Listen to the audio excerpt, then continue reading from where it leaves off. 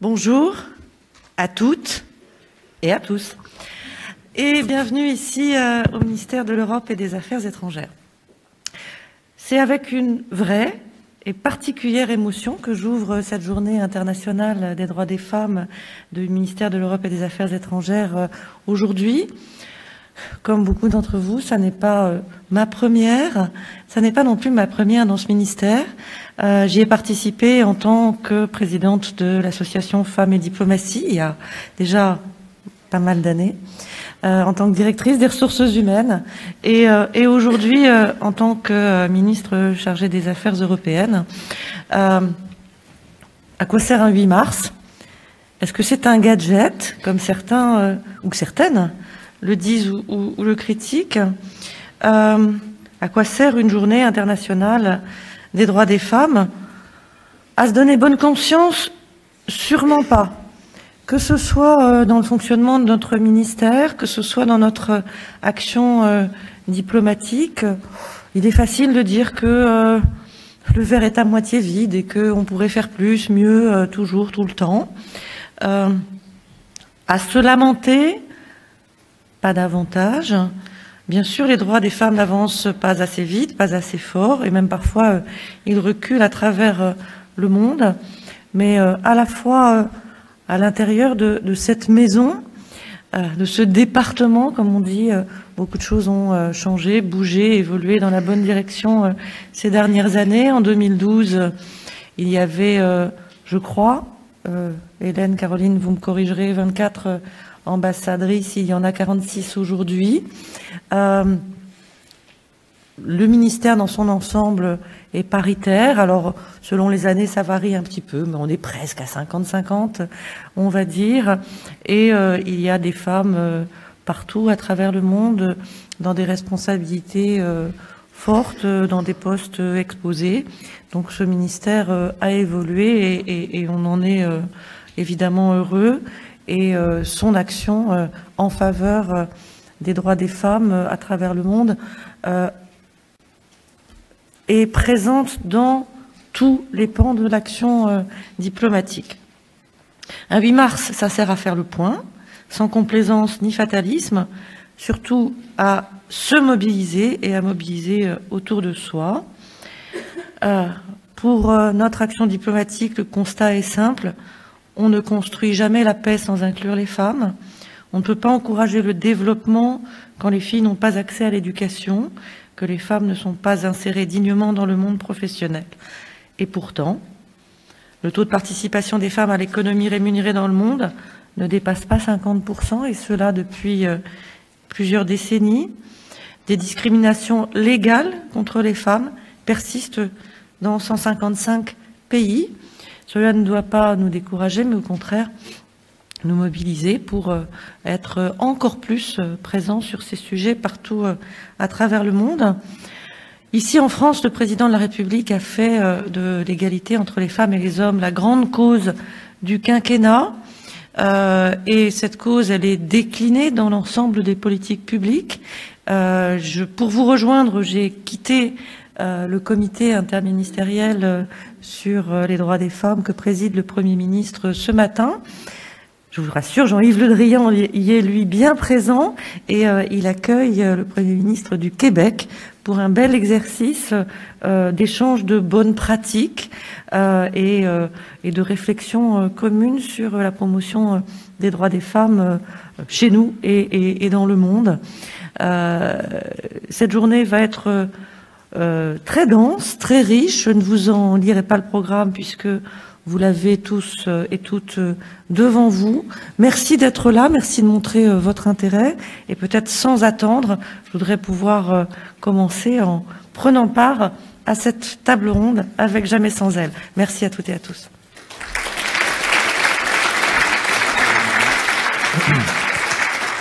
Et venez nous rejoindre effectivement pour cette table ronde. Effectivement, je voudrais dire que, bon, pour expliquer un peu, nous sommes un certain nombre de fondateurs de Jamais sans elle, dont on va dire quelques mots évidemment ce matin. Pour nous, c'est un peu tous les jours le 8 mars, parce que depuis, en tout cas depuis 2 ans, depuis que ce mouvement a été lancé, on va vous rappeler, pour ceux qui ne le savent pas exactement comment, nous sommes un certain nombre à avoir décidé de nous engager concrètement et peut-être qu'aujourd'hui on pourrait dire comment on peut aller au-delà et comment marcher avec le ministère des Affaires étrangères et avec votre ministère des Affaires européennes évidemment, puisqu'il y a un vrai partenariat qui commence à se nouer avec effectivement le ministre Jean-Yves Le Drian qui est signataire, vous-même qui êtes convaincu depuis très longtemps, David Martinon à qui on doit beaucoup notre présence ici ce matin.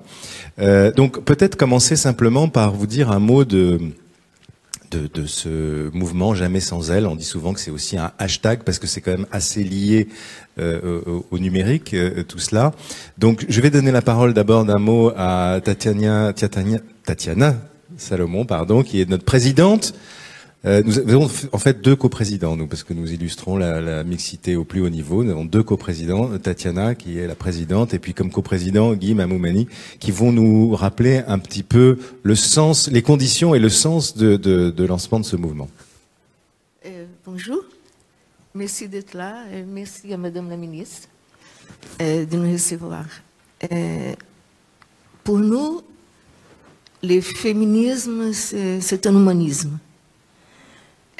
Il y a longtemps, il y a une trentaine d'années, que nous portons ça, le féminisme comme un humanisme. Alors, Jamais sans elle, nous prétendons que c'est un féminisme de troisième voie, un féminisme à la française. Voilà. Et nous sommes très fiers.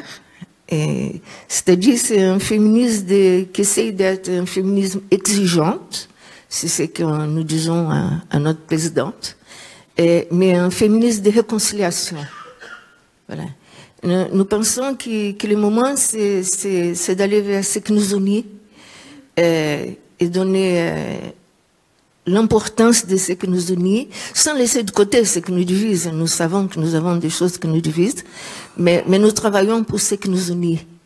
Que c'est le moment que les hommes et les femmes ils se reconnaissent comme des êtres humains et qu'on s'associe. Et qu'on oublie peut-être nos divergences, comme j'ai dit, et qu'on construit, nous puissions construire quelque chose ensemble, et avec détermination, mais aussi nous ne revendiquons rien, parce que nous sommes la moitié de l'humanité, et donc il n'y a pas de revendication, il y a juste un rappel déterminé de prendre notre place. Nous ne voulons pas du tout un leadership féminin. Nous voulons un leadership partagé avec les hommes. Voilà. Merci Tatiana. Guy Mamoumani, donc mon compagnon du club des gentlemen. Guy, peut-être peux-tu rappeler ce qui s'est passé il y a un peu plus de 2 ans et comment tout ça a commencé? Oui, bonjour à tous. Bon, d'abord, je dois rappeler que je suis un chef d'entreprise, dans le monde du numérique. Et que j'ai toujours eu la conviction que le numérique était une formidable opportunité pour construire un nouveau monde. Un nouveau monde, eh bien, justement, qui soit avec plus de diversité, plus de mixité, dans laquelle on va trouver finalement un équilibre, que ça soit d'ailleurs homme ou femme. Et ça, c'est pour moi, c'est très important. Et puis, un jour, il y a 2 ans, une table ronde, d'ailleurs à l'Élysée, où 12 hommes étaient en train de converser sur l'avenir du numérique et Natacha, qui est à côté de moi, a fait un tweet en disant « Bon, ça va les mecs ?» Et c'est vrai que c'était absolument choquant de voir ça. Et j'ai vite répondu que, écoutez, à partir de maintenant, je ne participerai plus à une table ronde s'il n'y a pas au moins une femme. Voilà. Et en fait, c'est tout à fait symbolique, mais ce club des gentlemen qui réunissait des hommes de bonne volonté et très engagés sur ces sujets-là a vite pris le train en marche, c'est le cas de le dire, parce que j'étais dans le TGV, et on a eu plus de maintenant 150 hommes qui ont signé cet engagement. Alors, c'est vrai, à l'origine, il s'agissait d'un engagement à ne pas participer à une table ronde, mais enfin, c'était très symbolique, hein, l'idée étant que dans l'espace public, eh bien, si on ne voyait que des hommes, on ne voyait pas comment les choses pourraient changer. Et le deuxième point sur lequel j'insiste beaucoup, parce que je trouve que c'est ça a apporté une valeur, en fait, hein, à tous les mouvements féministes, c'est que c'était des hommes qui s'engageaient. Voilà, donc, on disait, il n'y a aucune raison, c'est un combat commun. Ce n'est pas un combat pour défendre des femmes, c'est un combat pour avoir un nouveau type de société dans lesquelles les hommes vont aussi trouver des bienfaits. Et ça, c'est quelque chose qui aujourd'hui, il me semble, a pris une grande ampleur, en particulier grâce au travail de tous autour de Jamais sans elle, et qui est en train finalement de donner une nouvelle vision du féminisme. Tu sais Guy, je me souviens très bien de cette soirée, quand tu nous as raconté ça et qu'on a été un certain nombre naturellement à adhérer, à se dire bah oui, bah nous aussi finalement, bien sûr, nous aussi on va prendre cet engagement. Et c'est vrai qu'au début, alors évidemment on a lancé un tweet, un hashtag, etc. Mais au début on se disait bon bah on est une douzaine, ça va surtout nous créer des ennuis parce qu'on va être obligé de refuser des trucs, parfois des trucs au soleil, agréables, etc. Bon, et là et pas du tout. En fait, il y a un truc qui a démarré comme ça. Et Natacha, peut-être tu peux nous dire ce que c'est devenu aujourd'hui, parce que c'est parti d'une soirée entre amis et aujourd'hui on se retrouve ici. Mais on nous parle souvent des réseaux sociaux comme étant un espace aussi de polémique et peut-être de choses négatives. Et là, il s'avère que nous, on a eu un usage bienveillant.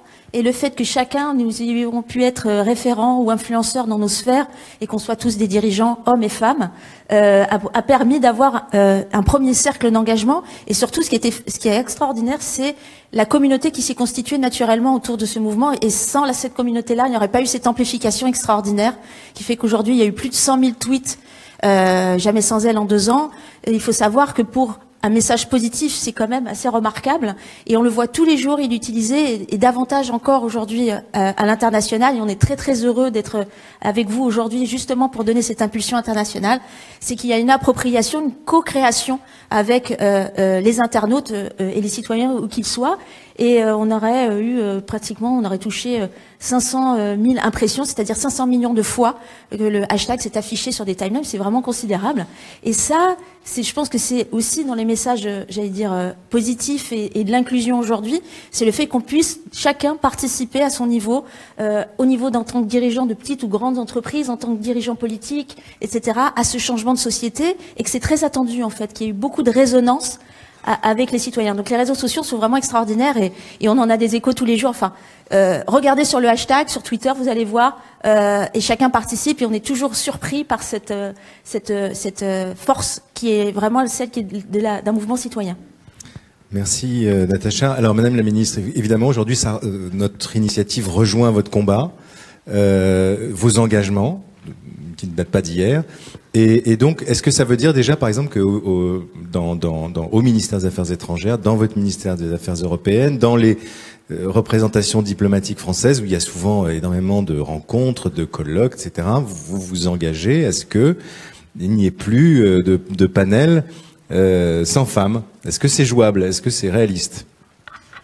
Alors d'abord, je voudrais revenir, non pas sur mon vieil engagement, parce que ça y est, je suis une vieille dame, c'est horrible, mais plutôt sur qu'est-ce qui fait que Jamais sans elle et le ministère de l'Europe et des Affaires étrangères se sont trouvés, en quelque sorte.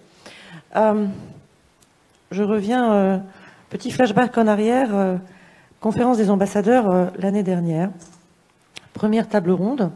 Je n'y participais pas, j'étais encore dans mon bureau, j'avais d'autres engagements plus tard dans la journée, et je commence à recevoir des SMS me disant « Ah bah bravo, bravo, il n'y a que des hommes ».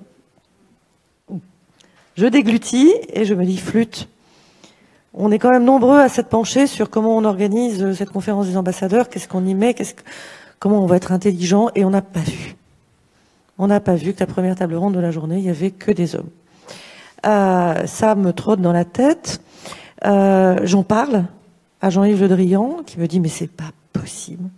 Et c'est quand même pas possible qu'on s'en soit pas rendu compte. » C'est effarant. C'est effarant que le réflexe soit pas acquis. À partir de là, David nous parle de Jamais sans elle. David Martinon. David Martinon. Et on se dit, bah, bon sang, mais c'est bien sûr. On va travailler avec eux et avec elle. Et Jean-Yves Le Drian a été le premier, il y a plusieurs mois de ça, à signer l'engagement de Jamais sans elle, c'est-à-dire de ne participer à aucun événement public parlant de sujets politiques, économiques, sociaux, d'intérêt général. Pardon, je cite mal la charte, mais je pense que j'en cite pas à peu près bien l'esprit. C'est assez simple, hein. C'est assez simple. En événement public ou médiatique où aucune femme ne serait présente. je suis fière de travailler avec un ministre homme pour qui ça a paru aussi naturel. Et c'est naturel pour l'ensemble du ministère et l'ensemble du réseau. Parce que la diplomatie, la politique étrangère, d'abord, c'est représenter un pays. Alors c'est mieux de représenter l'ensemble du pays et pas juste la moitié. Soyons simples. C'est mieux aussi de représenter ses valeurs, liberté, égalité, fraternité pour toutes et pour tous. Donc représenter la France, c'est évidemment veiller à la mixité.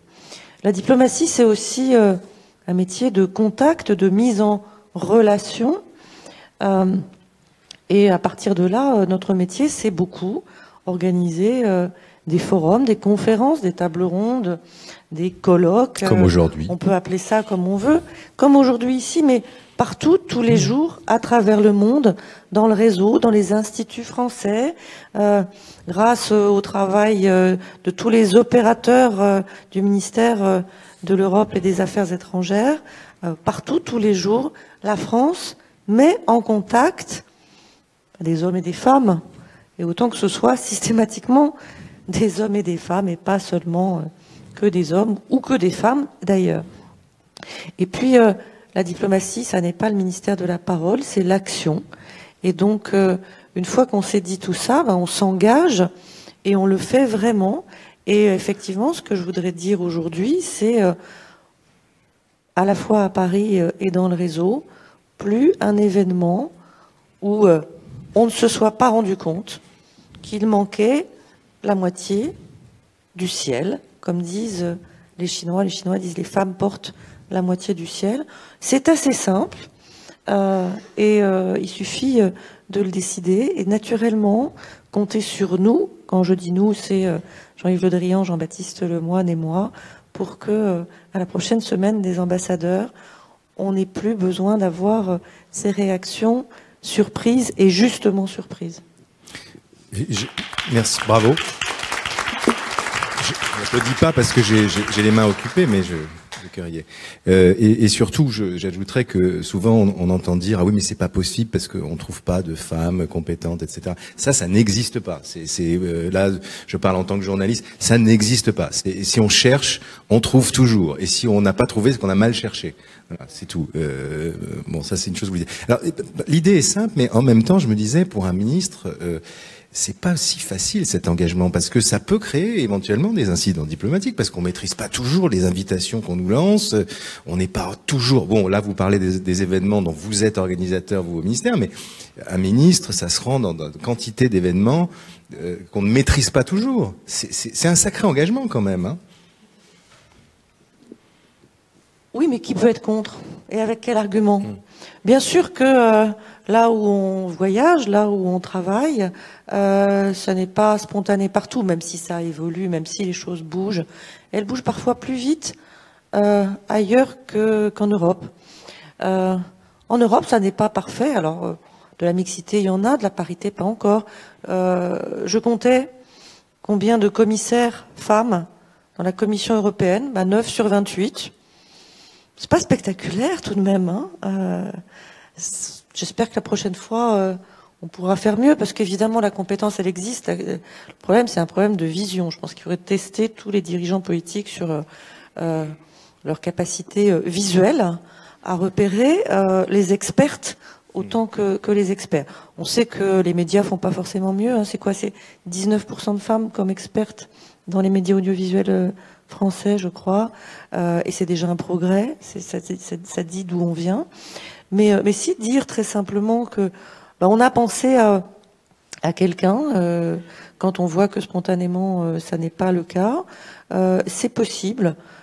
C'est introduire le sujet comme un réflexe naturel, pas hostile. Je partage tout à fait ce que disait Tatiana tout à l'heure. On n'est pas là pour donner des mauvaises notes, on n'est pas là pour être désagréable, mais pour dire tout simplement la conversation sera plus riche, plus juste, plus efficace aussi, si on y inclut tout le monde.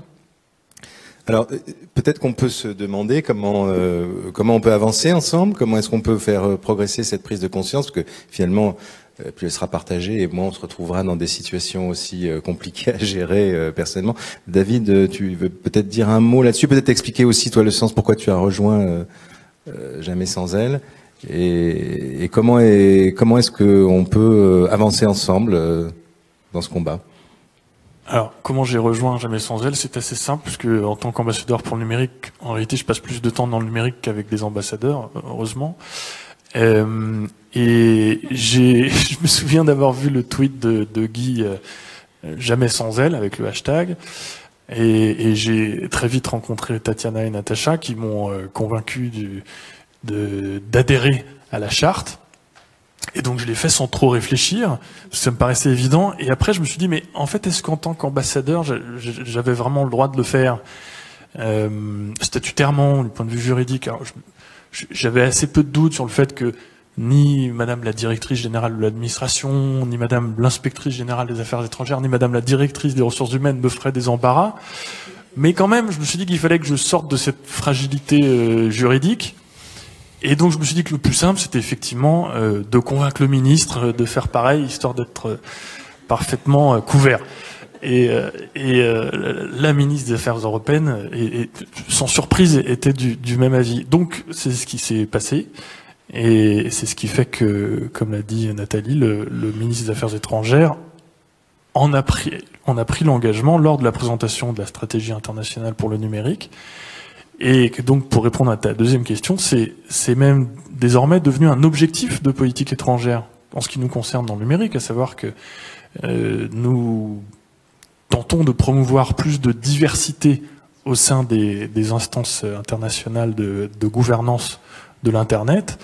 Et alors, il s'agit de toutes les formes de diversité, la diversité linguistique, diversité géographique, mais aussi, bien sûr, de diversité de genre. À l'ICANN, il n'y a que 19% de femmes sur les 300 postes les plus importants de responsabilité de cette communauté, il n'y a que 19% de femmes. Donc ça fait partie des choses que nous essayons de promouvoir. On essaye de pousser l'idée de créer un observatoire de la diversité au sein de l'ICANN. C'est difficile, ce sont des négociations d'ailleurs très difficiles, parce que au fond, même dans cette communauté-là, il y a beaucoup de conservatisme. Et donc, bien sûr, ça passe par l'engagement de diversité dans les panels. C'est très important. C'est un premier pas, mais au moins c'est un premier pas qui est visible et qui est simple à comprendre. Et je veux dire que là, il y a eu beaucoup de progrès dans le domaine du numérique. Il y a aussi des secteurs où il y a encore beaucoup de chemin à faire, notamment en matière de cybersécurité, où objectivement, les experts qui sont retenus pour s'exprimer sur ces sujets-là sont très très très largement des hommes. Et dans les postes à responsabilité dans le domaine de la cyberdéfense, que ce soit au ministère de la Défense, ou à l'ANSSI ou ailleurs, ce sont encore très largement des hommes. Donc il y a encore beaucoup de travail, sinon on s'ennuierait de toute façon. Alors peut-être d'autres exemples maintenant d'actions concrètes menées dans les représentations à l'étranger. Nous sommes en visioconférence, j'espère que ça va marcher, avec l'ambassadeur de France à Buenos Aires, Pierre-Henri Guignard. Est-ce que vous m'entendez, monsieur l'ambassadeur ? Et est-ce qu'on va pouvoir vous voir ? Je vous entends, voilà. J'espère que vous m'entendez aussi. Merci d'être avec nous. C'est le milieu de la nuit chez vous à Buenos Aires. Enfin, on est en pleine nuit quand même. Hein. Ouais, enfin, il est 6h du matin, c'est quand même pas vraiment... 6h, d'accord. Bon, voilà. C'est tôt le matin. En tout cas, ravi d'être avec vous. Merci à vous. Peut-être pouvez-vous, je sais que vous nous suivez depuis le début, peut-être pouvez-vous nous dire ce que vous avez fait concrètement dans votre ambassade à Buenos Aires pour ce combat pour la mixité, la visibilité des femmes expertes. Oui, merci de me donner cette occasion. C'est un engagement qui vient d'ailleurs d'avant Buenos Aires. Dans mes fonctions antérieures, secrétaire général de la COP 21, donc l'organisation de cette conférence qui nous a donné l'accord de Paris, j'ai eu la possibilité de mettre en place une équipe dont j'ai tenu à ce qu'elle soit paritaire. Et d'ailleurs, dans l'équipe d'organisation, qui soutenaient Laurence Toubiana, Ségolène Royal et bien sûr Laurent Fabius. Il y avait, pour l'organisation de la conférence, plus de femmes que d'hommes dans cette équipe. Donc c'est bien la preuve qu'on peut avoir une parité active. Une fois arrivé à Buenos Aires, donc après l'adoption de l'accord de Paris, je suis attaché justement pour des raisons qui sont très proches de celles de Guy Mamoumani et celles que évoquait notre ami David Martinon. Je suis attaché très très vite à demander à toute mon équipe justement de rentrer dans cette démarche qui est celle de Jamais sans elle, de ne jamais organiser et de ne jamais participer à des événements qui ne seraient pas d'une façon ou d'une autre des exemples de mixité. Pour le moins. Nous devons, ambassade de France, à l'étranger, porter ce drapeau de la parité, de la mixité. Le président de la République, en décidant de faire de la parité une grande cause nationale, nous a donné une direction qui est très claire, que moi j'applique de manière très, très stricte. Et j'ai d'ailleurs publié des chroniques dans la presse argentine pour expliquer la démarche de la République française à cet égard, du gouvernement et du président de la République, et ça a un écho dans un pays où la situation des femmes est souvent délicate. Il y a encore beaucoup de résistance et pas toujours là où on les attend. Je présentais il y a quelques jours cette démarche de Jamais sans elle à mes collègues européens réunis, et je peux vous dire que ma démarche personnelle, donc, de participation, n'était pas très très bien accueillie par mes collègues. C'est tombé dans un silence glacial. Il n'y a un seul de mes collègues européens qui s'est vraiment intéressé au phénomène Jamais sans elle, et c'est l'ambassadeur de Belgique. Et donc j'étais un peu étonné du silence des autres collègues par rapport à cette démarche. Merci. J'ai à ma droite Isabelle Hudon, l'ambassadrice du Canada à Paris. C'est la première fois qu'il y a une ambassadrice du Canada, et c'était une volonté de votre Premier ministre Justin Trudeau, je crois. Hein? Oui, tout comme votre président, notre Premier ministre a fait de la place des femmes une priorité et dès son élection, et vous vous souviendrez, à la formation de son cabinet en 2015, il a présenté un cabinet de ministres paritaire, et les journalistes lui ont demandé « Mais pourquoi, Monsieur le Premier ministre ?» et de répondre le Premier ministre « Parce qu'on est en 2015 ». Alors, d'une grande simplicité, la réponse révélait beaucoup, par contre.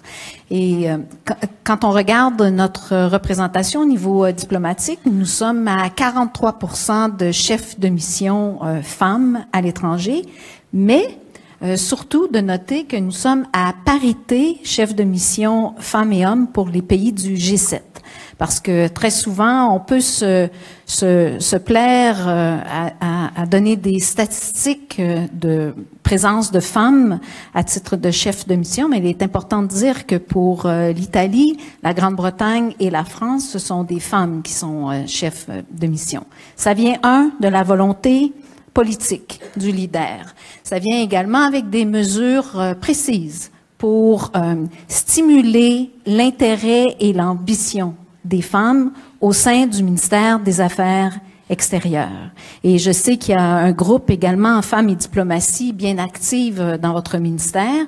Je vous incite à les soutenir, à les nourrir de réflexion, mais surtout de travailler avec elles, parce que s'il faut agir, nous, à titre de leader, il faut également développer ce muscle de l'ambition auprès des femmes. Et je vous dirais que Jamais sans elle, de poser ce geste, de ne pas participer à des panels où il n'y a que des hommes, je vais vous pousser un peu à vous dire, vous l'avez testé, il y a eu une bonne réaction, allez plus loin dans votre action.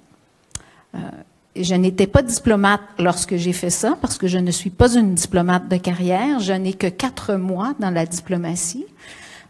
Alors, vous comprendrez que lorsque j'ai fait le geste que je vais vous décrire, j'étais pas encore diplomate, mais j'ai déjà annulé des rencontres où il n'y avait que des hommes. Et j'étais pas la plus populaire. Tous les participants, donc hommes, sont sortis de la salle en regardant tout sauf moi. mais je les ai invités à revenir avec une meilleure représentation de la société, donc en expertise et en genre. Ils sont revenus 2 semaines plus tard. Ils m'ont remercié. Ils étaient défâchés un peu, je pense que ils étaient passés de l'étape d'être offusqués à pragmatique, parce qu'ils voulaient me vendre un service. Alors le pragmatisme a fait surface rapidement. Mais ils sont revenus, ils m'ont remercié. On ne peut pas annuler chacune des rencontres où il y a que des hommes, mais néanmoins, on peut nommer la situation. Et je vous dirais qu'il faut trouver le bon ton, la bonne manière pour le faire, mais déjà lorsqu'on nomme la situation, il y a une prise de conscience qui habituellement stimule un changement de comportement. Et maintenant que je suis dans la diplomatie, j'ai pas encore testé cette mesure d'annuler la rencontre. On va voir, on vous soutiendra, hein. Vous nous direz. Alors, peut-être dire un mot aussi de la mission que vous a confiée Justin Trudeau pour le G7 qui va être organisé au Canada, à Ottawa, je crois. Oui. Alors, donc, le G7 au mois de juin à Charlevoix, au Québec, le premier ministre a bien identifié ses priorités pour ce G7 et l'une des priorités est la parité homme-femme. Et je dis bien la parité homme-femme et non le droit des femmes. C'est à la fois un peu pareil et un peu différent. C'est cette ferme volonté de démontrer la richesse qu'offre la parité et la perspective combinée des hommes et des femmes. Le premier ministre voulait éviter que ce soit une discussion en parallèle des autres 4 priorités qui sont entre autres les emplois de l'avenir, bien sûr autour du numérique, la paix et sécurité et d'autres, bien sûr l'environnement. Alors le premier ministre a décidé de faire de cet enjeu un enjeu horizontal, la parité homme-femme, et de créer dans le cadre du G7 un conseil consultatif sur la parité homme-femme et que j'ai accepté de coprésider avec Melinda Gates. Et d'ailleurs, il y a moins de 2 ou 3 heures, le premier ministre du Canada a également annoncé la composition du Conseil avec des représentantes d'un peu partout dans le monde. Et notre mandat est de s'assurer que dans toutes les conversations, discussions, décisions et résolutions durant les ministériels et la rencontre du G7, on tienne en compte ce sujet fort important de la parité homme-femme. Merci. Ce qui n'est pas simple en soi. Ah ben non. Parce que donner ce prisme à toutes les conversations, comme par exemple les conversations de sécurité et de paix, certaines peuvent se dire un peu complexes et peut-être non pertinents, mais tout au contraire.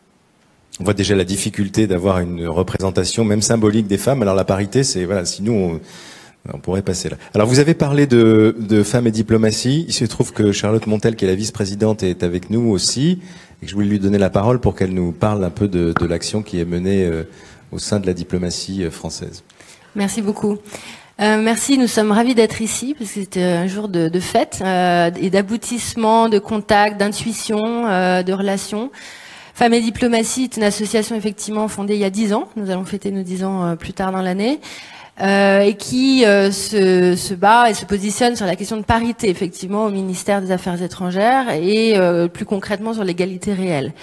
Alors aujourd'hui, on ne parle pas de parité. Jamais sans elle n'est pas une initiative paritaire, mais une initiative de diversité, de mixité. Et à tout le moins, et en rappelant l'anecdote que la ministre a évoquée sur la semaine des ambassadeurs de l'année dernière, c'est évidemment un combat qu'on porte.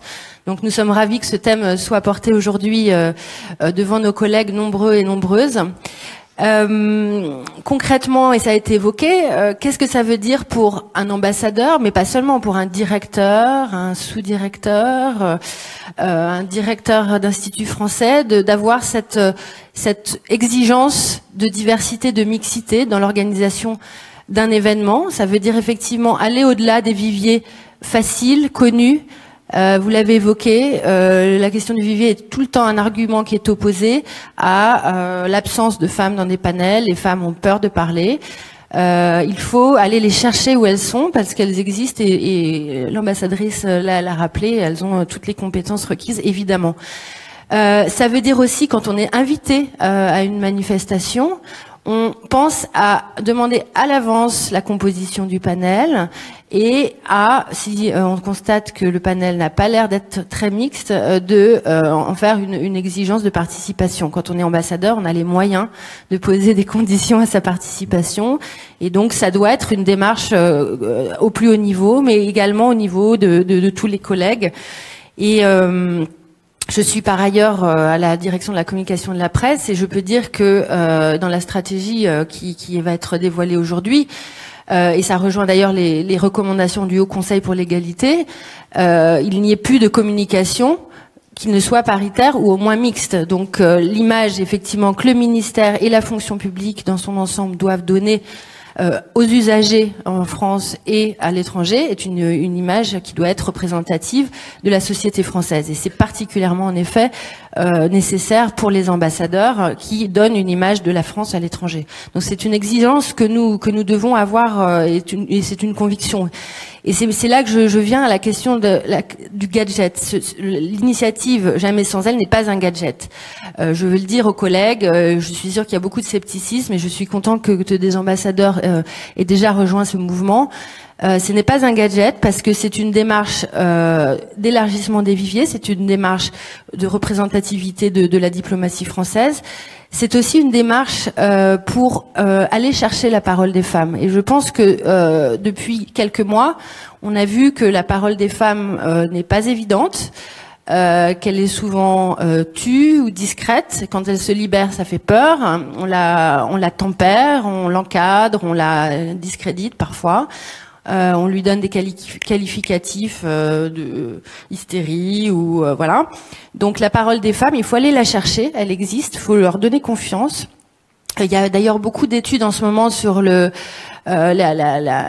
conduite de réunion et la capacité qu'ont certains hommes à couper en permanence la parole à des femmes, et les femmes intériorisent, oui, presque anticipent ce genre de comportement et finalement ne participent plus dans des formats d'entreprise ou professionnels, préfèrent se taire de peur d'être coupées.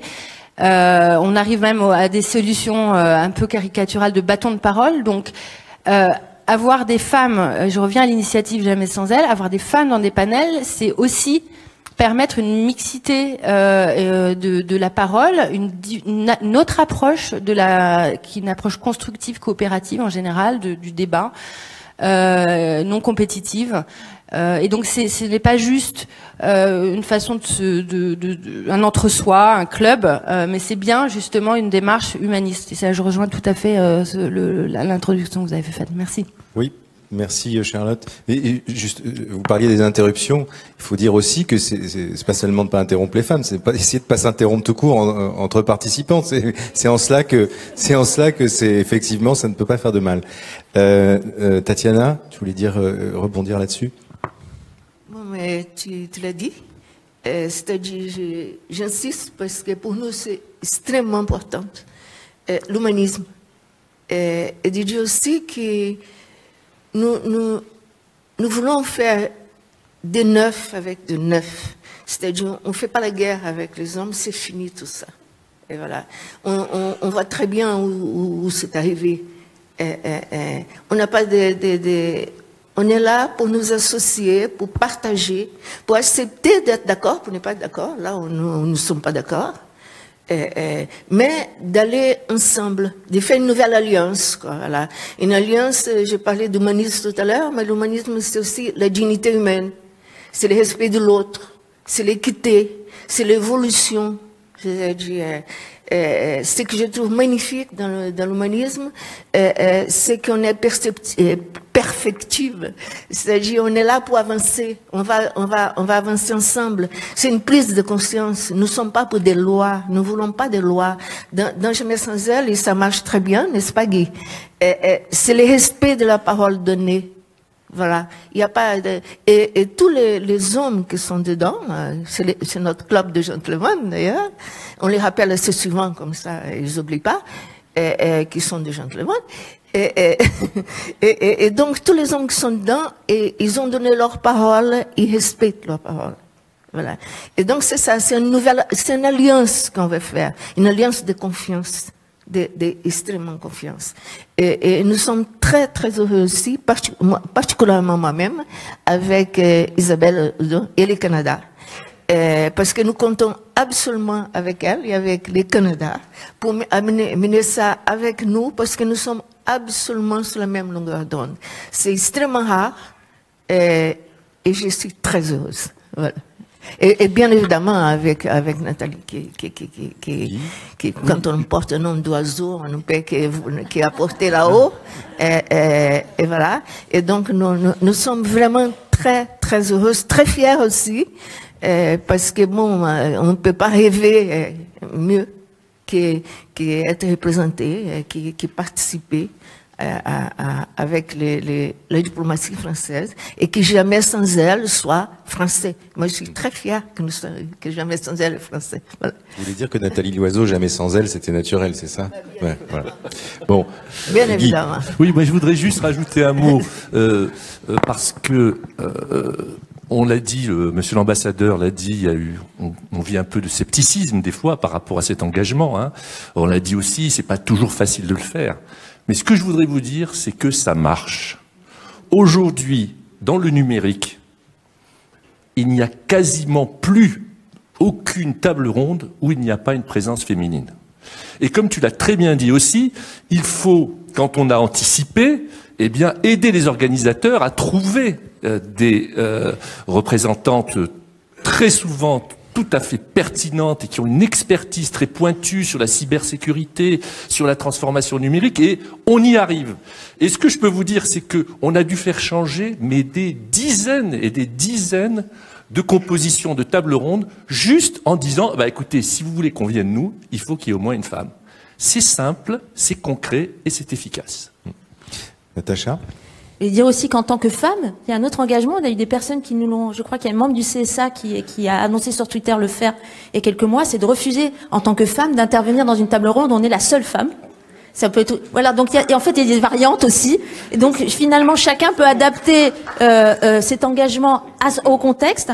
Et je voulais dire aussi qu'il existe des associations comme la vôtre dans tous les ministères, même si la vôtre est pionnière dans ce domaine, que nous sommes en contact avec ces associations. Je pense à Femmes de l'Intérieur, Femmes de Bercy, avec les Femmes de la Défense, etc. Et donc il y a des réseaux qui sont constitués ces dernières années de femmes qui sont des expertes, qui sont sur le terrain et qui ont une expertise formidable. Et là, nous sommes tout en train de nous interconnecter et nous mettons régulièrement en contact des organisateurs ou des journalistes avec ces associations.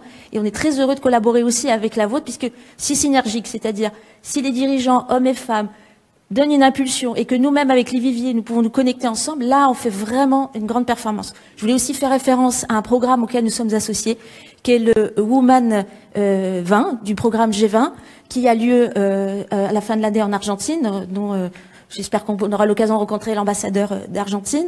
Et nous participons à ces travaux en tant que délégués français sur plusieurs sujets, dont l'inclusion numérique, mais pas seulement. Donc là, on est vraiment très très heureux, encore une fois, de pouvoir, et on compte sur vous tous, pour pouvoir insuffler, diffuser ce principe. Et je voulais aussi rappeler qu'on avait plusieurs chartes, et on a eu une charte aussi présidentielle qu'a signée donc Emmanuel Macron est le seul homme politique à avoir signé nos deux chartes en tant que candidat. Et c'est une charte de gouvernance très précise, et on pense que vous êtes aussi en partie inspiré de ce principe qui finalement est une synthèse de principes très simples, mais difficile à appliquer, parce que ce qui est difficile à faire, c'est de faire l'action réelle. Et comme il l'a été dit, la mixité réelle, c'est ça qui est important, c'est aussi la qualité. Tu parlais de qualité, peut-être dire un mot aussi du fait que Jamais sans elle a l'ambition de devenir un label, en fait, qu'on veut labelliser les événements Jamais sans elle.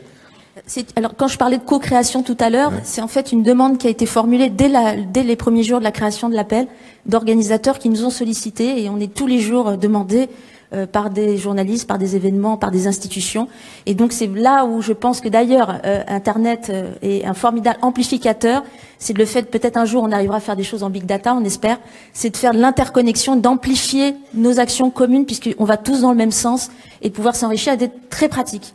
Comme le disait Madame la Ministre, eh bien parfois il peut y avoir des conférences, il y a besoin de viviers, eh bien il existe des viviers et on peut aider, parce que c'est pas toujours facile à trouver, par manque de temps, etc., quand on fait les choses, mais on est tous là et on peut tous collaborer. Je voudrais redonner la parole à Pierre-Henri Guignard parce qu'il est en visioconférence, il ne peut pas intervenir spontanément, donc je voudrais peut-être lui donner la possibilité de dire encore un mot, peut-être de réagir à ce qui a été dit. Vous êtes toujours avec nous, Monsieur l'ambassadeur ? Oui, je suis avec vous et je vous remercie de me donner cette nouvelle occasion de rappeler d'abord que pour effectivement être crédible dans l'engagement qui est le nôtre, que nous partageons tous ensemble, nous devons avoir aussi un management qui est cohérent avec notre engagement. Il ne s'agit pas d'avoir cet affichage qui est légitime, qui n'est pas un gadget, qui est profond, et on ne peut pas en même temps, en interne, faire fonctionner nos structures sans appliquer directement, strictement et de manière exemplaire les principes qui le sous-tendent. J'ai la chance, et je remercie la direction des ressources humaines, de la direction générale de l'administration du Quai d'Orsay, d'avoir ici, en particulier, dans la structure politique de l'ambassade, 2 premières secrétaires qui font un travail formidable. Il faut savoir travailler avec elles, leur donner aussi la possibilité, une d'entre elles a 3 petites filles, de pouvoir travailler le soir, rentrer chez elles. Nous allons avoir aujourd'hui une journée consacrée à ce 8 mars, bien évidemment, et il y a un moment qui va être très important ce matin, qui va être une rencontre avec 60-70 enfants, garçons et filles, qui vont rencontrer des jeunes femmes professionnelles, scientifiques, femmes d'entreprise, journalistes, qui vont montrer qu'on peut être une petite fille et faire les bons choix. Moi, j'étais très impressionné, et désolé de le dire devant Nathalie Loiseau, qui rougira peut-être, mais par son livre « Choisissez tout », qui dit très précisément les choses comme elles sont. Et nous souhaitons que les jeunes filles, les petites filles qui sont ici et qui vont venir à l'ambassade tout à l'heure, voient des modèles politiques, économiques, scientifiques, qui leur donnent l'envie de tout choisir, de tout faire et d'être demain à la manœuvre dans des structures qui sont, en particulier celles de la diplomatie, qui s'enrichit effectivement de la présence de nos collègues femmes. Merci. Encore un mot peut-être pour parler on m'a parlé des Mariannes, qui est une initiative qui a été lancée par des femmes franco-argentines. Vous voulez peut-être en dire un mot ? Oui, j'ai la grande chance en Argentine d'être soutenu et d'être très proche d'une association qui s'appelle Marianne, qui a été créée par des prédécesseurs, donc je n'ai pas beaucoup de mérite, mais je m'entends très bien, je travaille beaucoup avec elles. Les Mariannes sont effectivement dans la démarche qui est celle de Jamais sans elles. C'est une association de femmes de tous les milieux, de toutes les générations, qui, avec l'ambassade de France, travaillent pour faire entendre les droits des femmes, pour donner leur place aux femmes. Elles reçoivent les personnalités de passage, elles sont à la fois un think tank, elles sont une association en action pour mettre en place les principes dans un pays où, au moment de mon arrivée, les femmes étaient dans la rue pour protester contre la violence domestique, pour protester contre les droits qui n'étaient pas respectés. Et les Mariannes sont une excellente interface entre l'ambassade, les autorités argentines, et nous travaillons ensemble en très très bonne intelligence. Je vais d'ailleurs aller les rejoindre pour un petit déjeuner dans un moment, pour définir notre stratégie pour les mois à venir, puisque nous travaillons véritablement ensemble. Merci beaucoup Pierre-Henri Guignard, bonne journée. Peut-être Nathalie Loiseau un dernier mot, parce qu'après je crois qu'il y a un temps qui était prévu pour s'il y avait d'éventuelles questions. J'ai l'impression que, sauf si quelqu'un d'autre voulait encore intervenir. Je voudrais peut-être élargir encore un petit peu notre débat. On a parlé de la présence d'expertes et on fait bien de le faire. Et effectivement, mettons en commun les viviers, qu'on arrête de nous dire que on a cherché mais qu'on n'a pas trouvé. C'est simplement qu'on n'a pas bien cherché. Et peut-être partager avec vous une expérience, parce que j'entends ce que peuvent penser un certain nombre de diplomates. Oui, mais il y a des sujets où c'est difficile de faire parler les femmes. On disait tout à l'heure, la cybersécurité, on n'en trouve pas beaucoup. Moi, j'ai quand même le souvenir d'avoir monté, quand j'étais directrice de l'ENA, une journée entière sur l'expertise, et j'avais sur le terrorisme un panel entièrement féminin, ce qui d'ailleurs m'avait permis de répondre à un membre de Jamais sans elle qui se plaignait que le panel sur le terrorisme, sur le numérique était masculin. Je lui dis oui, mais viens 1 heure plus tôt et si tu veux entendre parler de terrorisme, tu ne verras que des femmes. Ça l'avait un peu surpris. Donc c'est toujours possible. Mais au-delà de l'expertise, dans nos métiers, c'est aussi travailler au maintien ou à la construction de la paix. Et j'ai une expérience que je voudrais partager avec vous, parce que ça nous ramène vraiment au cœur de ce que c'est que la diplomatie. J'ai été en poste au Sénégal à un moment où régnait en Casamance, je vous fais voyager un petit peu, une guerre civile atroce qui faisait beaucoup de morts, surtout parmi les civils et d'ailleurs surtout parmi les femmes, puisque entre autres cette guerre civile se traduisait par le fait que les puits, les points d'eau étaient minés.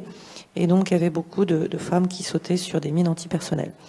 On a essayé à l'époque, la France s'est placée dans une position de médiation, et je suis fière d'avoir participé à cette initiative.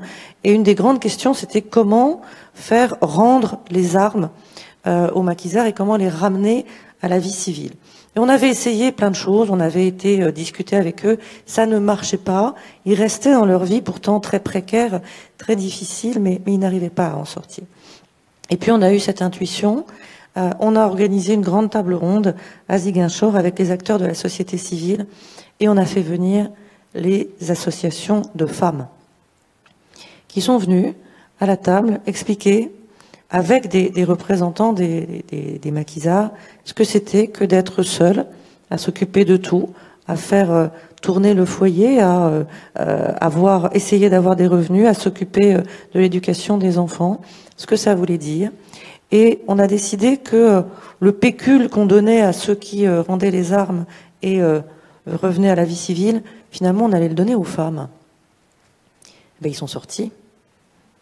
Parce que d'abord, elles ont géré le pécule en question avec beaucoup de rigueur et beaucoup de sérieux.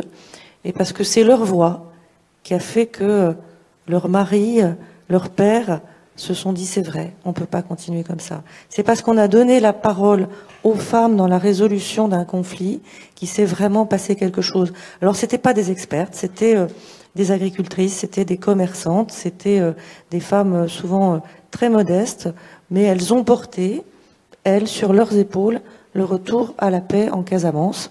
Et donc qu'on ne vienne pas me dire on s'occupe de choses trop sérieuses et trop compliquées pour y faire entrer les femmes, ça n'est pas vrai. Merci. Est-ce que je peux vous poser une question personnelle pour terminer ? Parce que, de toute évidence, vous incarnez une carrière imminente dans ce ministère et jusqu'à ce poste de ministre. C'est peut-être pas terminé d'ailleurs. Mais est-ce que dans votre vie professionnelle, il y a eu des moments difficiles ? Est-ce que vous avez senti qu'on vous mettait des bâtons dans les roues ? Et de quoi est-ce qu'il a fallu que vous fassiez preuve à ce moment-là pour persévérer ? Ce qui est intéressant n'est jamais facile. C'est ce qu'il faut se rappeler tous les matins ou tous les soirs quand on a encore, au niveau où on est devenu ministre, ces moments d'étonnement. Ça devient de l'étonnement, ça devient plus facile de contrer les stéréotypes ou les comportements déplacés. Le mois dernier, 2 fois dans la même semaine, des interlocuteurs certainement très bienveillants et souhaitant bien faire m'ont appelé à plusieurs reprises dans notre entretien « Monsieur le ministre ». Ça surprend, ça déconcerte un peu, ça en dit assez long. Bon, mais c'est devenu, je dirais, peut-être le seul désagrément auquel je suis confrontée, à l'exception aussi d'une certaine attitude encore un peu cour de récréation dans l'hémicycle. Alors, je vois Laurence Dumont et je témoigne du fait qu'aujourd'hui il y a 39% de femmes à l'Assemblée nationale et que ça fait du bien parce que, comme on le disait tout à l'heure, peut-être que quand il y a plus de femmes dans un débat, elles s'interrompent moins. Quand il y a plus de femmes dans l'hémicycle, globalement, elles se comportent mieux. Je vois aussi Elisabeth Guigou et j'imagine ce qu'elle a parfois enduré en prenant la parole dans l'hémicycle. Il reste tout de même que les comportements de cour de récréation qui consistent sur certains bancs de l'opposition à beugler comme des ânes dès qu'on prend la parole, ces comportements existent encore et on les entend davantage quand les femmes prennent le micro que quand c'est les hommes. Alors c'est désagréable, on se le dit entre femmes ministres. On a en plus ce vrai sujet de la voix, qui est que si on se met à crier pour qu'on nous entende, ça n'est pas le moment où on est forcément le plus crédible. Et de toute façon, ça n'est pas ce qu'on aime faire. Mais voilà, ça c'est mes désagréments d'aujourd'hui, ça veut dire qu'il en reste, mais qui sont objectivement très surmontables. Tout le temps. Hier. Tout le temps. Tout le temps. Je suis entrée dans ce ministère à un moment où, pour la première fois, le concours que j'avais passé avait donné des résultats paritaires. Et nous avons été accueillis, ma promotion, par un secrétaire général de l'époque, qui, quand il a ouvert la porte de son bureau et nous a vus, c'est-à-dire autant de femmes que d'hommes, et c'était la première fois, a poussé un cri, a dit « c'est l'invasion ». Bon, c'était son mot d'accueil. Là, on se dit très bien, ça va pas être évident tout de suite. Je l'ai raconté aussi, mon premier directeur pour qui j'ai une immense affection, un immense respect, avec qui les choses se sont améliorées par la suite. Quand il m'a vu arriver, il m'a dit « mais qu'est-ce qu'on va faire de vous ?» C'est-à-dire qu'il fallait y penser avant de me recruter, mais d'un seul coup, quand on était vraiment là, c'était compliqué. Oui, bien sûr, mais je le redis parce qu'il ne faut pas se décourager, puis il ne faut pas non plus attendre de vivre un conte de fées ou une histoire toute rose. Ce qui est intéressant est généralement compliqué. Et donc, si on veut faire des choses intéressantes, il faut se préparer à ce que ce soit compliqué. Et la seule chose, c'est que il faut ne rien lâcher, ne rien céder, y compris quand pour soi, on se dit que c'est surmontable. Vous savez, la petite remarque dont on se dit « oh, moi, ça me fait rien ». Moi, j'ai de l'humour. Alors, d'abord, la remarque sexiste, ça, je ne sais pas pourquoi ça relèverait de l'humour. Moi, j'en ai vu d'autres. Ou moi, ça va bien, donc je laisse passer. Ben, si pour vous, ça va bien, si pour vous, vous êtes blindé, peut-être pas pour celle qui va passer juste après vous, qui est peut-être dans un moment de sa vie où c'est plus compliqué, pour qui ça aura un impact plus négatif. Alors, ne vous dites jamais, moi, je suis une guerrière, je peux endurer. Dites-vous, collectivement, qu'est-ce qu'on accepte et qu'est-ce qu'on n'accepte pas. Et quand vous avez la parole, parce que vous avez des responsabilités, et en réalité, à tous les niveaux, on en a toutes des responsabilités, ben vous ne laissez pas passer, et vous verrez que la conversation peut quand même changer de forme, changer de fond, et que la présence des unes et des autres dans ce ministère est aujourd'hui beaucoup plus naturelle, beaucoup plus équilibrée, mais on peut encore faire mieux. Merci beaucoup. Il nous reste quelques minutes encore. Voilà, je crois qu'il y a des micros dans la salle, si quelqu'un veut prendre la parole. Bonjour. Je me présente, je suis Mounia Bellapia, je suis journaliste et je suis aussi la présidente du Conseil du genre à la Fédération internationale des journalistes et la vice-présidente de GAMAG, qui est l'Alliance mondiale du genre et médias, qui a été créée par l'UNESCO. Et pourquoi je cite ça? C'est pour dire que j'ai eu la chance de travailler en tant que journaliste, mais aussi d'être active pour l'égalité du genre, l'égalité des femmes et des hommes, tant dans les médias qu'en d'autres domaines. Mais ce que je remarque, c'est que malgré qu'on est tous et toutes conscients du rôle joué par les médias dans la propagation d'une certaine image des femmes et des hommes dans la société, il reste toujours un fossé. Un fossé que j'ai pu voir en tant que journaliste qui travaille dans des rédactions. J'ai eu l'occasion de travailler dans un certain nombre de rédactions.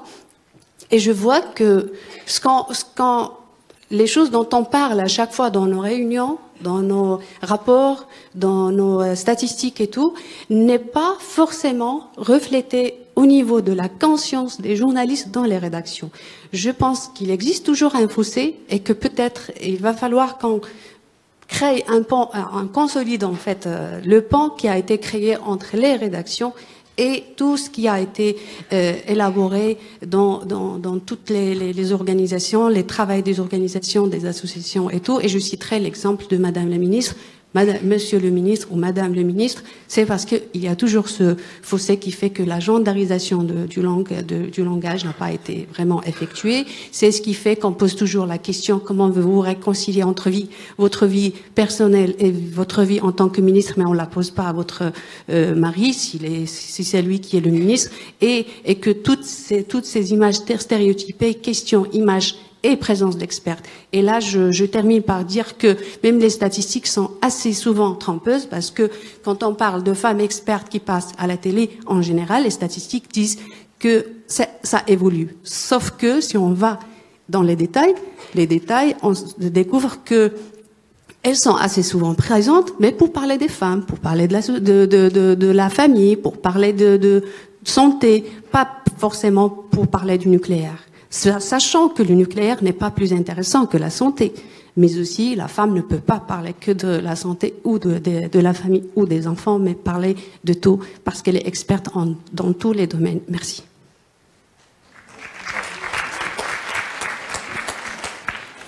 Est-ce qu'il y a d'autres... Ouais. Bonjour, moi aussi je suis journaliste, alors c'est à nous de commencer la discussion.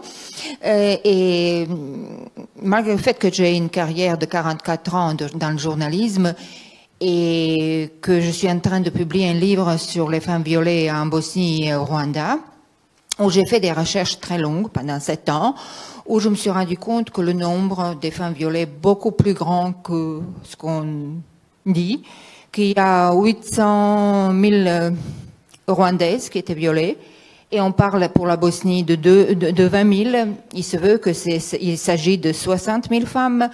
Mais ce que j'aurais voulu, c'était une introduction pour ma question. Est-ce que votre mouvement, cette initiative Jamais sans elle, va devenir un peu plus international? Est-ce que c'est seulement la France et le Canada, ou les femmes, moi par exemple, j'envisage écrire pour la Croatie et l'Amérique parce que nous avons beaucoup de diaspora, nous des Slaves du Sud, aux États-Unis, mais aussi pour la Suisse, pour la France, parce que j'écris dans les journaux anglais, français, suisse et croate, et bosnienne aussi. Alors, j'aurais voulu savoir un peu si on veut bien me expliquer, est-ce qu'on peut adhérer, tout simplement? On va vous répondre. Natacha, tu veux répondre? Vas-y. Je veux juste donner un petit élément pour la première question. Je voulais dire aussi que c'est une demande aussi des hommes d'avoir de l'aménagement aussi entre le temps et de la vie privée et la vie professionnelle, et que je pense qu'il y a une aspiration des jeunes salariés, des jeunes entrepreneurs et des dirigeants aussi sur ces questions, que c'est là qu'on peut faire avancer, c'est quand on se rend compte que c'est l'intérêt commun. Et donc je pense que ça commence à changer. Ensuite, pour dire que oui, on est en train de travailler à l'internationalisation, même s'il faut rappeler quand même que nous sommes une jeune association qui a à peine 2 ans. Oui, on est en train de travailler sur le développement dans plusieurs pays, mais avec le digital, ça nous permet aussi de nous connecter et de travailler sur le terrain. Et je vous invite à nous suivre sur les réseaux sociaux, sur notre site internet. Et justement, l'année 2018, c'est l'année de l'internationalisation, et le fait que nous soyons présents ici est une première grande impulsion. Et Jamais sans elle a fait quand même des émules, a fait au Danemark déjà, on peut le dire. Hein, oui, on a des députés danois qui ont spontanément signé tout un groupe politique Jamais sans elle, et qui l'ont porté eux-mêmes au Danemark il y a plus d'1 an. Et maintenant au Canada, voilà, avec Madame. Et aussi, on a évidemment des connexions, vu qu'on vient plutôt du monde du numérique à l'origine, avec la Silicon Valley, où nous allons ouvrir notre premier hub cette année, c'est-à-dire en fait un déploiement aussi de Jamais sans elle, toujours avec, je le rappelle, une représentation mixte dans ceux qui le portent, et toujours avec aussi des dirigeants et des entrepreneurs. C'est très important, je pense, le fait de mélanger, d'être toujours très pragmatique. Mais madame, si vous voulez nous aider à lancer un Jamais sans elle en Bosnie, puisque j'ai cru comprendre que vous étiez bosniaque ou croate, je ne sais pas, voilà, ou dans les 2 pays d'ailleurs. Voilà. Il n'y a pas de problème, on est preneur. Il y a d'autres questions ou réactions? Beaucoup. Je vous demanderai juste d'être assez bref parce qu'on a très peu de temps, donc voilà. Bonjour, je suis Françoise Morvan, la présidente de la coordination française pour le lobby européen des femmes. Mesdames, merci. Merci pour ce que vous faites à haut niveau. Mais aidez-nous, soutenez-nous dans notre combat pour le changement de langage de la diplomatie française, et employer droits humains et non plus droits de l'homme. Je vous remercie.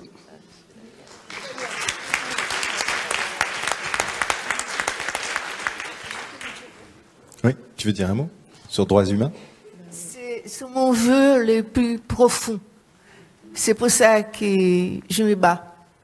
Alors, bienvenue au club.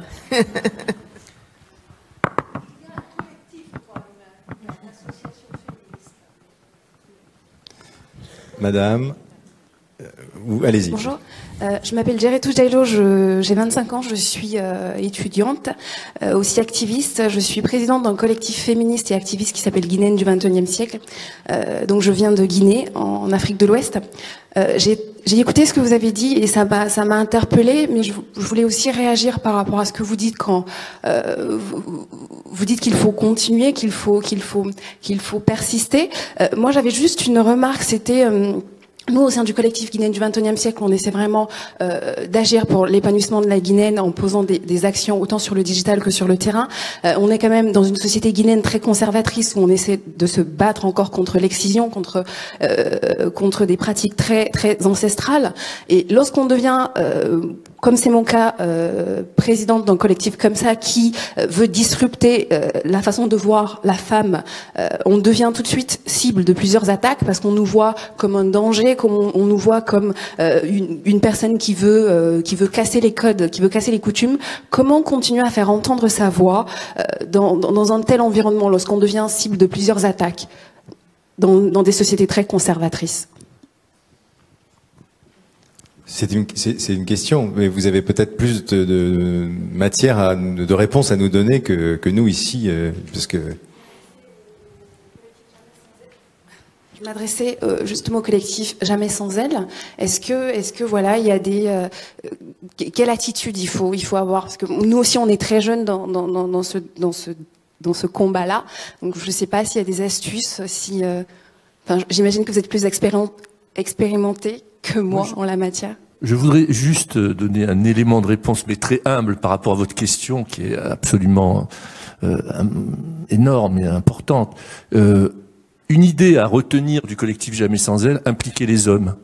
Peut-être que si dans vos combats il y avait des hommes qui s'impliquaient, eh bien je crois que ça vous aiderait certainement. L'autre conseil que je vous donnerais également, c'est et d'ailleurs personne dans la vie devrait avoir cet objectif, mais faites la paix avec le fait que vous ne devez et vous ne pourrez pas plaire à tous. Et ayez du courage, mais trouvez, comme je le disais il y a quelques minutes, trouvez le bon ton et la bonne manière de soulever cette question. Tout est dans le ton et la manière, mais avec beaucoup de courage. Et faites la paix avec le fait que certains et certaines n'apprécieront pas. Ainsi va la vie. Alors, allons-y. Après, on donnera peut-être la parole à un monsieur aussi. Oui, un mot. Non, mais après, je voulais pas... si vous vous donniez la parole, je disais après. Bon, enfin. Oui, un grand merci pour cette réunion apaisée, dans un contexte qui ne l'est pas toujours. Si je voulais faire une plaisanterie, je dirais par rapport au débat sur le langage, dois-je désormais appeler une amie avocate en la voyant « Bonjour maîtresse ». Plus sérieusement, il faut que la France comprenne, puisqu'il a été évoqué la mixité, que pour la conciliation vie familiale, vie professionnelle, capitale pour les femmes, eh bien, l'initiateur a été Jacques Delors et celle qui a conforté totalement la chose a été Simone Veil. Ça veut dire que on peut aussi parler des hommes et des femmes avec les mêmes valeurs humanistes. Sur ce point de l'équilibre travail-famille, je propose particulièrement aux femmes de réfléchir sur gérer au quotidien son déséquilibre versus vouloir gérer son équilibre, parce que à chaque jour vous allez rentrer à la maison, à chaque soir vous allez rentrer à la maison avec l'objectif de l'équilibre en disant je n'ai pas réussi. Si on se donne le défi de gérer son déséquilibre, croyez-moi, à chaque soir on rentre et on est gagnante.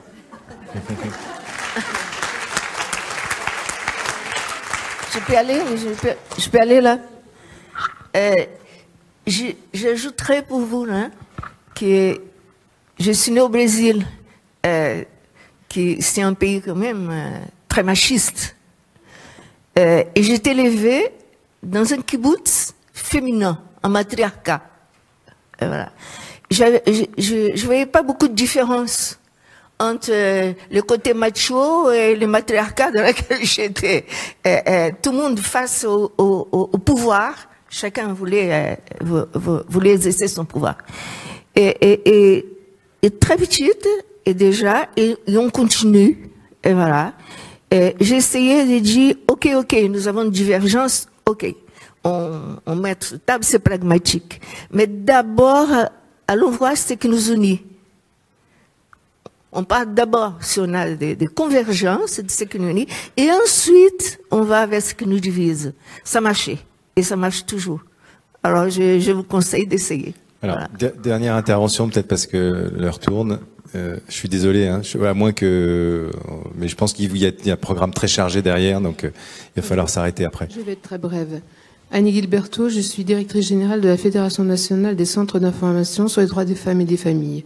Sur la question de l'urgence de féminiser les fonctions, je crois qu'il y a derrière, c'est pas un gadget, derrière il y a une représentation. Et les idées, les comportements se forgent à travers les représentations. Plus on gardera les métiers au masculin, la qualification des métiers au masculin, plus on aura l'impression que les femmes ne sont pas à la hauteur d'eux. Et plus on parlera les métiers en termes de compétences, moins on aura de difficultés à se positionner. On ne regardera pas si c'est un homme ou si c'est une femme, on testera les compétences, comme ça se passe d'ailleurs au sein des corps d'armée. Ma question, elle est issue de cette table ronde que je trouve particulièrement enrichissante. Faut-il véritablement développer dans les assemblées masculines le même système de boycott que des hommes peuvent proposer dans des assemblées masculines? C'est-à-dire, je fais écho à votre suggestion. Pour ma part, j'ai fait le choix, quand on dirige une structure, on est amené à travailler avec beaucoup d'hommes. Et si j'avais dû boycotter toutes les associations, toutes les réunions où il n'y avait que des hommes, je crois que je ne serais jamais allée en réunion. Donc mon choix était le choix inverse. C'est de m'y imposer, de faire entendre ce que j'avais à dire et de dire que à partir du moment où les hommes réunis étaient là aussi sous l'égide souvent du drapeau républicain, donc des valeurs de liberté, d'égalité, de fraternité, ah bah finalement nous étions réunis par la même cause, le féminisme. Ah bah oui, parce que si vous boycottez, ça va pas nous simplifier la vie. Bah voilà. Déjà que, même donc, si effectivement... Voilà. L'observation de madame m'a amené cette suggestion. Je suis pas sûre que les choses puissent se mettre en pendant. Ouais. On ne veut surtout pas vous compliquer la vie, messieurs. Non, même si de toute évidence, effectivement, même une femme dans un panel, on peut considérer que c'est pas assez, évidemment. Évidemment que c'est pas assez. Non, moi, ce que je voudrais dire là-dessus, c'est effectivement... Quand on vous donne la possibilité de pousser une porte et d'entrer, ne refusez pas d'entrer. Mais ne vous en satisfaisez jamais. Peut-être qu'il y a eu une génération qui n'est plus là aujourd'hui, mais les pionnières, parfois, se sont dit bah, « j'y suis, c'est déjà quelque chose ». Non. Quand on accède à un certain niveau de responsabilité ou quand on est convié à une conversation, eh bien, on tient la porte ouverte à d'autres femmes. Ça doit être notre responsabilité. Monter en haut de l'échelle, c'est bien. Tenir les barreaux pour que d'autres montent aussi, c'est mieux. À l'inverse, je dois vous faire un aveu, je ne serais peut-être pas venue ouvrir la Journée internationale des droits des femmes au ministère de l'Europe et des Affaires étrangères s'il n'y avait eu que des femmes sur le panel. Parce que la question de l'égalité, ce n'est pas une question qui ne concerne que les femmes, et on ne fera des progrès que si on est dans ce dialogue. Donc moi, je nous engage aussi à toujours veiller, quels que soient les sujets, et en particulier les sujets d'égalité, à convier, à dialoguer avec des hommes. Ben merci. Merci beaucoup. Merci Madame la Ministre de nous avoir invités à participer à cette table ronde ici ce matin. Et bonne journée à vous tous. Bonne continuation.